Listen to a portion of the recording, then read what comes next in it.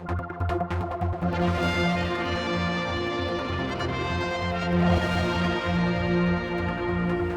it's Friday morning and I'm joined by the Chief Minister, and obviously Tynwald's back to work. And how'd it go for you? Well, the October session of Tynwald is always a busy session because a lot of work has been backed up over the summer recess. So we've had a pretty hectic couple of days. It's been an important one for me this time, especially because for the first time we've issued a statement of intent, an identification of government priorities for the next few years, an agenda for change, we call it. In fact, it identifies some of the very important areas we now have to consider in the light of the government financial rebalancing. So it's an opportunity to highlight what I see as my priorities and give members a chance to ask questions on it. In the past, there's always been a government plan. That has got very large and impenetrable, in fact, and really, to my mind, is completely out of date. We scrapped that now and focus now on this statement. So it gave me an opportunity to outline the programme for the time ahead.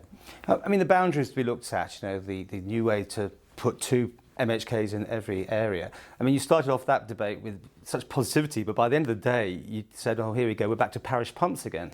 Yes, well, equality of representation has been an issue on the agenda for many years, sometimes greater than sometimes than others.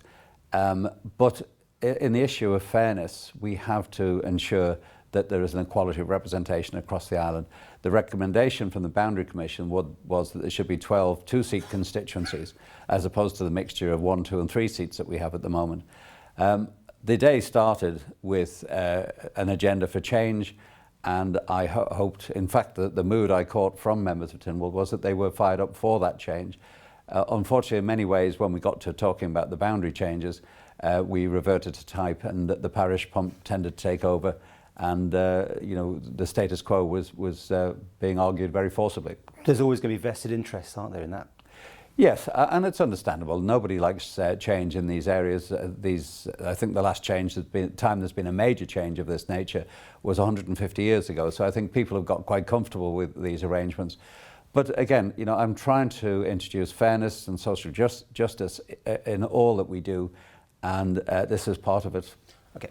The big thing that seems to have slipped through one of your written answers today, and it's been making the media, hasn't it, about the freedom of information. I mean, you did go into this new Parliament last year saying we do want to open things up. Yeah.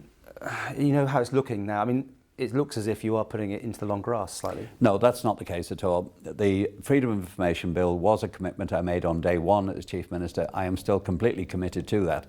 My concern all along, and I did say this at the start, was that we need a bill which is workable, which provides the public with the level of information that they want, but at the same time does not tie government up with endless requests, sometimes frivolous or vexatious requests, which actually could slow down the work of government at the same time. And of course, there is an ongoing concern about what the cost of all this might be. Yeah, now, because I mean, Jersey were coming in at £5 million, weren't they, to run their version? They were certainly talking about very substantial amounts of money. Now, the most important thing from my point of view is to ensure that whatever we bring in, we can afford. We are in very, very difficult financial times.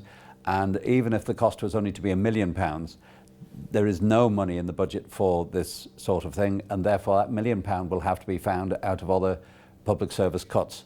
You are aware, though, it is a perception that people are going to get that this is a secretist sort of government to some degree. There's something to hide, that we don't want everything to be out in the public, which, you know, is the perception. Yes, but this is a nonsense which is often propagated by the media as much as anything else.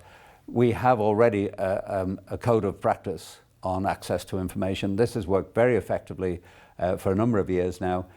Most people can get all the information they want through this code of practice.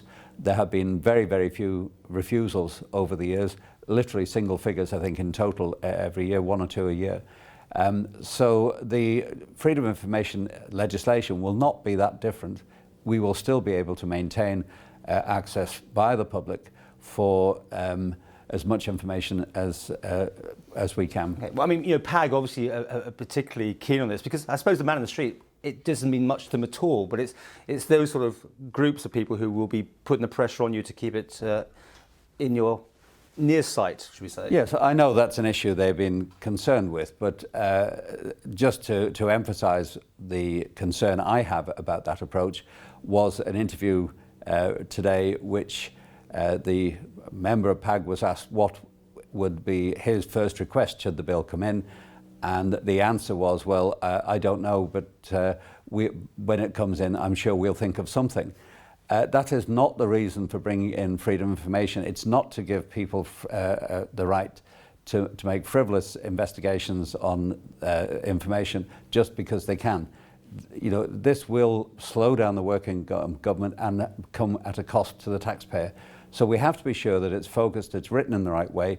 The UK, I think, have had their bill in now for some little time. Tony Blair has said on a number of occasions it's one of his biggest regrets that he brought it in the way that he had, because it's not working properly. I know Jersey are having the same problems with theirs. That hasn't worked properly. Give us a timescale.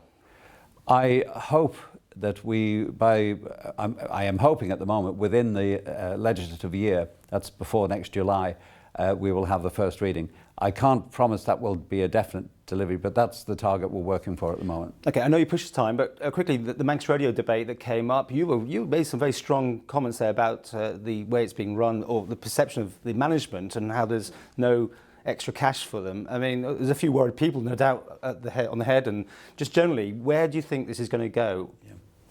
My comments weren't in any way meant to be antagonistic towards Manx Radio and the quality of the service that they provide.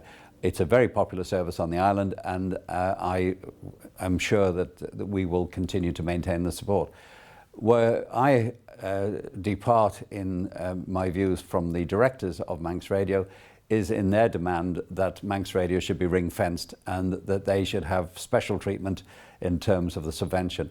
Now, I have an exceptionally difficult job to do to provide the level of funds we need for social care, for health, for housing, for the police, for a whole raft of other public services. If I was to turn around and say, right, Manx Radio, you will have your subventions ring-fenced, it'll be guaranteed for a number of years to come, how can I refuse all these other very, very important services the same facility? We can't do it. We have a very, very difficult job to do in balancing our overall finances. Everybody has to play its part in that. And Manx Radio, I'm afraid, is one of it. And the directors are being very unrealistic, I think, in their ambition to think that Manx Radio, for some reason, should be given special status. And there's been this talk, Ron Berry, the 3FM man, having chats, bringing all the media together, or a Manx Broadcasting Corporation. Do you think this is the way forward? I don't know. I'm aware that this discussion is taking place. There have been some contacts with the Department of Economic Development on this matter. I've not seen the report so far. Whether it has legs, whether it'll go anywhere, it's far too early to say. But clearly we need a vibrant media broadcast industry on the island. It's important that government plays its part to ensure that works. And I'm sure the debate which will ensue in December will start to give some pointers as to what the future might be.